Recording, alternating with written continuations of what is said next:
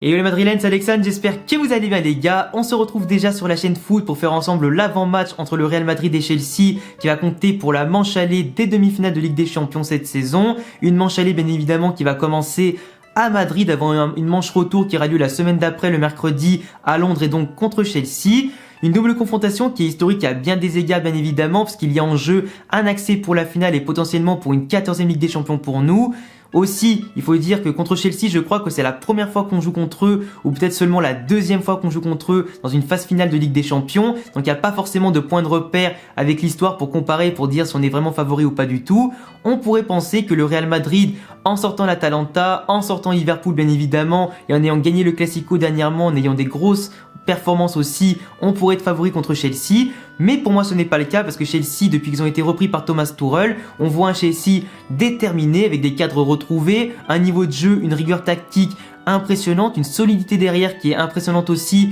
avec des cadres comme Thiago Silva, comme Christensen et Rudiger qui apportent en tout cas de belles relances, du physique, de l'engagement et de l'expérience. Aussi leur gardien Mendy qui fait beaucoup de clean sheet aussi en Ligue des Champions et en Première Ligue. Le fait que leur milieu de terrain, Jorginho Kanté, fonctionne encore mieux qu'avant au niveau tactique dans la mise en place du 3-4-3 instauré par Thomas Tuchel. On a les pistons droit et gauche, Chilwell et Azpilicueta qui sont comme d'habitude excellents offensivement et défensivement et dans la hargne. C'est des vrais gagnants en tout cas dans leur tête et ça se voit sur le terrain. Le fait aussi qu'ils aient de très grands joueurs comme Ziyech, Werner, Pulisic, Havertz bien évidemment et Mason Mount qui s'est révélé cette saison, ça montre que Chelsea a un effectif de qualité et aussi de la quantité à apporter. Ils ont eu beaucoup de matchs aussi à jouer comme nous, entre les coupes nationales, la Première Ligue et la Ligue des Champions, mais ils ont eu moins de blessures, moins de suspensions et bien évidemment moins de cas de Covid dans l'effectif, ce qui leur a permis de mieux gérer les efforts, de faire tourner quand il fallait. Aujourd'hui ils sont retrouvés parce qu'ils peuvent jouer la 4e voire 3e place qualificative en Première Ligue pour jouer la Ligue des Champions l'an prochain. C'était une équipe qui était un petit peu à la ramasse quand Tourelle les a récupérés. Aujourd'hui derrière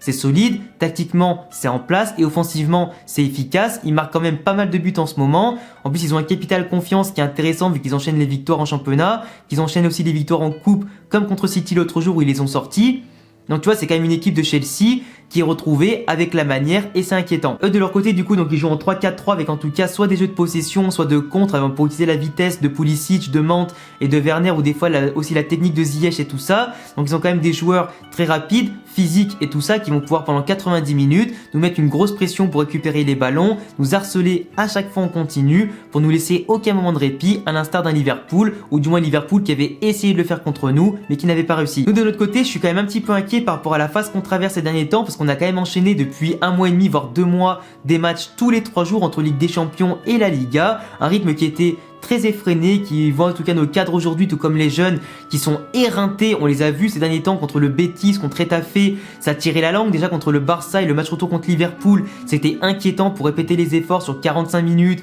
1 heure de jeu et 90 minutes encore plus. On a des cadres aussi qui ont été en proie simplement au Covid-19, aux blessures et aux suspensions. On a dû s'appuyer pendant des semaines les gars quand même sur le même noyau dur de joueurs qui était composé de 11 à 13 joueurs de champ uniquement. C'est quasiment du jamais vu dans l'histoire du club et dans l'histoire du football mondial tellement on avait d'absents. Du coup la malédiction aujourd'hui qui pèse sur nous, elle commence petit à petit bien sûr à partir parce qu'on a récupéré Modric, Casemiro, Hazard, Varane etc. Là encore il y a Toni Kroos aussi qui était annoncé de retour à l'entraînement, en plus à bonne intensité pour être prêt contre Chelsea. Du coup de ce côté là excellente nouvelle, mais on a quand même perdu des points en route très précieux contre Retafe et Betis en Liga, ce qui malheureusement a provoqué le fait que nos chances de gagner la Liga dans les 5 dernières journées encore à jouer sont très minces parce que le Barça a battu Villarreal entre temps et égalité avec nous avec un match en plus à jouer. L'Atlético joue ce soir à l'heure où je tourne cette vidéo contre Bilbao pour potentiellement nous mettre 5 points. Du coup on va pas se mentir, entre 5 gros matchs de Liga à jouer qui vont pas être faciles et qu'on n'est pas vraiment sûr de gagner à cause de la fatigue et l'enchaînement des matchs pour rattraper l'Atlético Madrid qui eux ont leur destin entre leurs mains et le Barça aussi, et de l'autre côté 3 gros matchs à jouer entre Chelsea et la finale contre City ou Paris. Forcément le choix il est fait, il est clair que l'objectif aujourd'hui c'est d'aller chercher la finale de Ligue des Champions, la 14e Ligue des Champions de notre histoire pour, j'allais dire,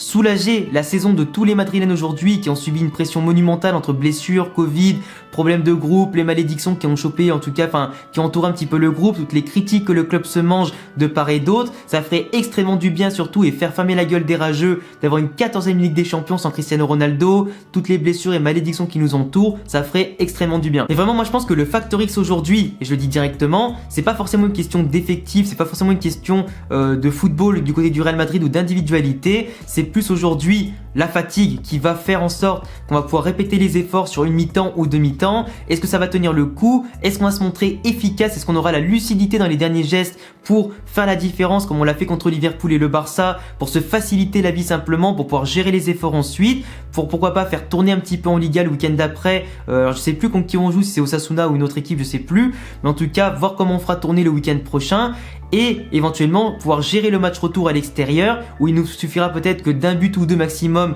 pour se qualifier et s'assurer la victoire, parce qu'il est clair que si on fait le même match aller aujourd'hui que contre Liverpool en mettant 2 ou 3 buts à domicile et en encaissant 1 voire 0, on se faciliterait la vie au cours du match et pour le match retour, ce serait quand même hyper intéressant. Après, comme je le disais, on récupère aujourd'hui Eden Hazard aussi qui a fait 15 bonnes minutes en tout cas contre le Betis Séville, qui était intéressant, à voir ce que ça donne sur une mi-temps, 1 heure de jeu et 90 minutes, et s'il saura enfin se montrer décisif et ne pas rejeter de ses blessures une 12e fois en même pas 2 ans. De l'autre côté, Toni Kroos qui va pouvoir arriver en étant frais comme d'habitude, enfin du moins frais après un peu de repos de sa blessure, pour qu'il puisse gérer le temps fort, le temps faible, apporter des passes laser comme il sait si bien le faire, être décisif aussi sur les coups de pied arrêtés, que ce soit les coups francs et les corners, sur lesquels en ce moment on est très mauvais, sans véritable tireur et sans technicien qui est absent comme Modric ou Kroos, c'est quand même problématique. On sait très bien que Varane va se mettre au niveau de l'événement, que le trio du milieu de terrain va se mettre au niveau, que Benzema devant aussi, qui sera accompagné sûrement d'Asensio et de Vinicius, qui ont été tournés, qui ont pu faire en tout cas une belle rotation ces derniers temps,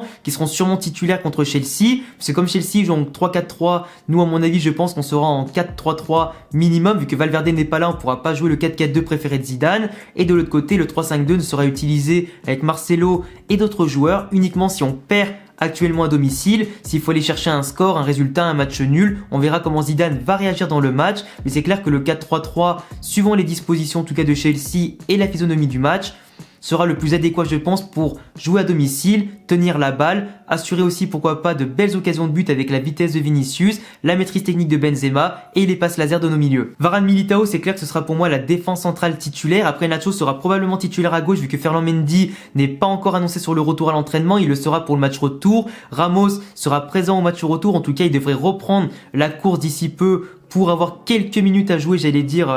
normalement contre Osasuna le week-end ou contre l'équipe contre qui on doit affronter entre les deux matchs. Mais Ramos, pour moi, il risque de manquer de rythme pour jouer le match retour contre Chelsea, donc je sais pas si ce serait vraiment une utilité de le mettre, sachant que Varane, Nacho et Militao ont quand même été bons en son absence. À voir ce que Zidane décide, si l'âme de gagnant de Ramos, le capitaine emblématique, etc., ça peut servir à apporter de la grinta et dynamiser, gonfler l'envie de l'équipe, en tout cas d'aller plus loin, à voir ce que ça donnera, mais je pense que déjà rien que son retour va galvaniser les troupes. Après voilà, franchement j'ai pas forcément grand chose à dire, parce que Carvajal aujourd'hui, il est bien revenu, mais malheureusement on voit qu'il manque d'intensité et de rythme. Il a joué 1 heure un peu plus contre le Betis, du coup pour être préservé contre Chelsea, pour jouer 90 minutes ou peut-être un peu moins, mais c'est clair que moi je pense que le facteur X aussi, ce sera bien évidemment l'efficacité de Vinicius qui a encore raté plein de choses comme Rodrigo contre le Betis, le fait qu'Hazard puisse revenir en bonne forme contre son ancien club pour peut-être faire la malédiction des anciens et peut-être être décisif contre eux. De l'autre côté, Chelsea, ils ont aussi de très grands joueurs, Werner, Pulisic, Havertz, Mand, Ziyech pour ne citer que, qui peuvent nous faire mal en termes de technique, de vista et de vitesse,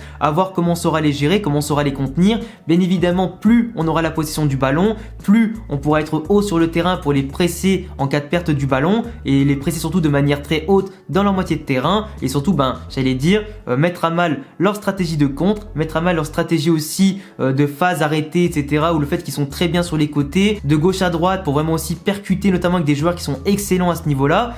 Donc à voir comment on va pouvoir jouer, mais moi je suis très certain les amis qu'on va réussir à faire un très grand match, plus mentalement que physiquement, et je vois plus un petit score que par rapport au match contre Liverpool. Donc je mettrai plus une pièce sur un 1-0 côté Real Madrid, voire 1-1 ou 2-1 côté Real Madrid, mais à voir en tout cas ce que ça donnera. Mais je suis très confiant que nos joueurs se mettront au niveau par l'expérience et l'abnégation d'aller chercher une 14e Champions League. Donc voilà les gars, c'est tout pour cette vidéo. Je vous laisserai me donner en commentaire tous vos pronostics et avis par rapport à mon avant-match, mes analyses et aussi forcément par rapport à cette confrontation, ce que vous pensez vous-même de Chelsea et du Real Madrid? Est-ce qu'on va passer notre fatigue, etc. Est-ce qu'on passera au-dessus de ça par rapport à l'enjeu? Dites-moi tout ça dans les commentaires. Je vous laisse également vous abonner, cocher la cloche et me follow sur tous mes réseaux qui s'affichent ici ou en description. On se retrouve dès mardi soir bien évidemment après le match pour le débrief à chaud. A bientôt les gars, prochaine vidéo. Ciao.